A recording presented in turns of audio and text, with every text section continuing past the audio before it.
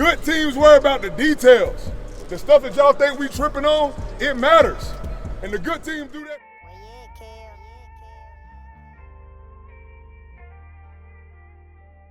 Everybody else, lean on the brother if you need one. Everybody standing tall. Hey, good job on that. Hey, we getting better. Hey, that's only our second time doing it. Hey, but let's eliminate some of those errors. Those what cost you ball games, all right?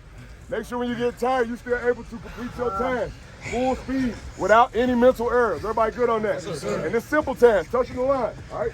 Touch the line. Hey, if somebody holding you accountable, don't get in your feelings. Everybody good on that? Yes, sir. And let's finish with a good PLP. Let's go. Bust on two, 1, 2. Bust. Let's go, hop to it. The biggest thing is the mode of the team coming together, I definitely would say. Starting to develop some leaders, although we haven't played any games, but starting to have those vocal leaders show up, and also those leaders who showing basically good leadership through the way they train and the way they grind. That's been the biggest thing.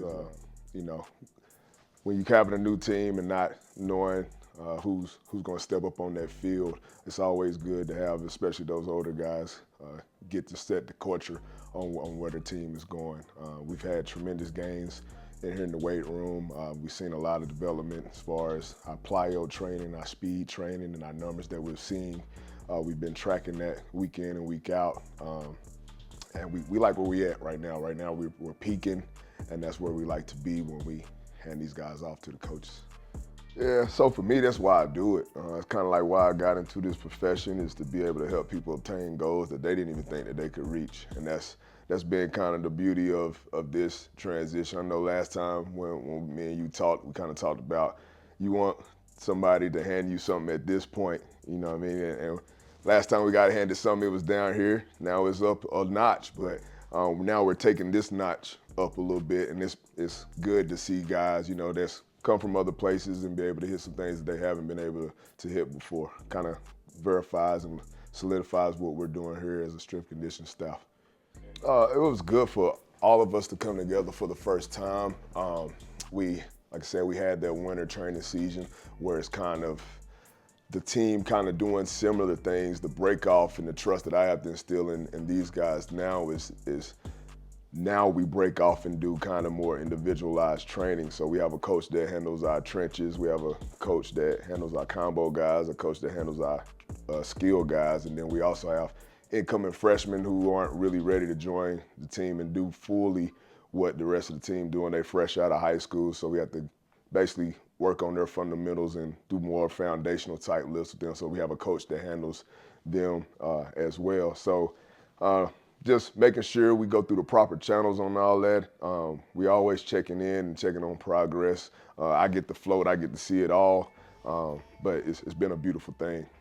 I feel like I have head strength coaches on our staff. I don't feel like or treat them as their assistants. I get to enjoy them running it as if they were the head strength coach. I say, I definitely wish I had another month to train and prep with them. I do think over time we're going to be able to move the needle. I mean, year in and year out is what I think about now as far as what Coach Prime's been able to do from a recruiting standpoint. Being able to get guys in here is what I think about now. So I'm staying in the moment, excited about this season, and like I said, to hand these guys off to their coaches. But I'm just thinking about what Coach Prime's going to be able to do year in and year out as far as his recruiting style.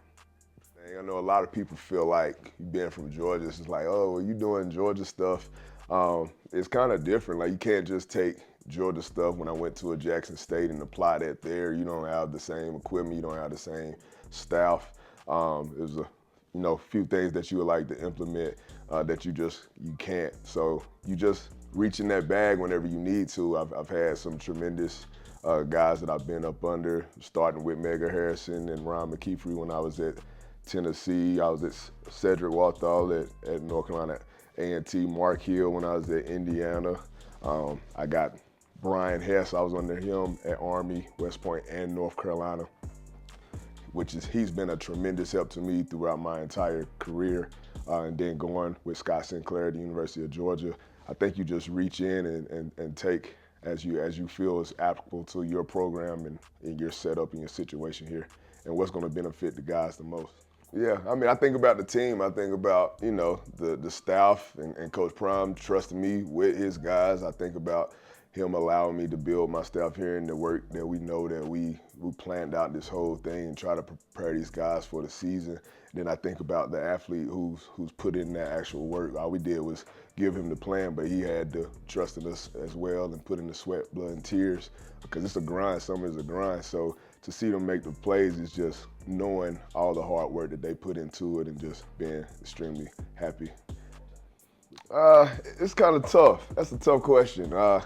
Because me as a strength coach, I love being able to basically have an impact on guys. That's kind of why I got into this field, is just to be able to have an impact on somebody else.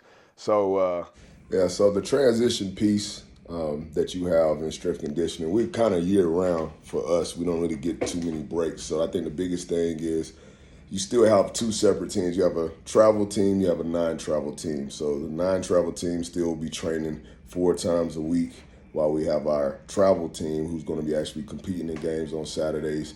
They'll lift from 2 to 3 times a week, and also have some optional mobility days and things of that nature that they can partake in. We still have a lot of injured guys that will be out from major surgeries that they've had, so that's our return to play program. We pick up on that a lot more, and then we try to be a little bit more hands-on with nutrition to help our nutrition team out. Our hydration is very important, especially with our elevation and the dehydration issues that you will have at this type of elevation. We dive into athletic training more, just trying to see where we can be more hands-on with them. Academics and study hall, that's one of the things that we have to hold our team accountable for. If they're not having the grades and things of that nature, they won't be eligible to compete. So that's one of the things that most people don't know that strength conditioning is involved in. But holding our student athletes accountable to make sure they're doing the most important thing, which is going to class and helping themselves be eligible, but not only eligible, helping themselves obtain that degree that they came here to obtain. I just want to let y'all know, good week, all right? Good week. Make sure we keep this energy going, all right? Remember one decision. Hey, shut up. Listen. Remember, one decision that you make can affect you and the ones that love you, all right? You smart with alcohol, you smart with women, all right? You need somebody, call somebody. Everybody good? I'm going to start making y'all excited. Hey, hit my line if you need me. Don't hit my girl line, though. Be smart with women.